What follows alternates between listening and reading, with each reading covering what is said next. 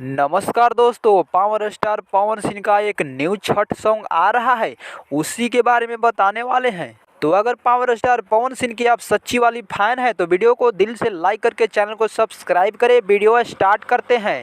तो power star Pawan Singh का एक न्यू धमाका होने वाला है, पियरी पहिर ल। इस गाना को नाम है पियरी पहिर ल और गाना को गाए हैं पावर स्टार पवन सिंह और साथ में शिवानी सिंह, और गाना को लिखे हैं विनय बिहारी और म्यूजिक दिए हैं प्रियांशु सिंह। और वीडियो गाने में नजर आने वाले हैं पावर स्टार पवन सिंह और श्वेता झा। और ये गाना बहुत ही बवाल और कमाल का होने वाला है, क्योंकि पहला छठ सॉन्ग है। पावर स्टार पवन सिंह का ये पहला छठ सॉन्ग है, तो बवाल और धमाल मचाएगा ही मचाएगा। भोजपुरिया दर्शकों द्वारा बताया जा रहा है कि पियरी पहिर ल यह गाना बहुत ही बवाल और झकास का है, क्योंकि गाना लिखे हैं विनय बिहारी और म्यूजिक दिए हैं प्रियांशु सिंह।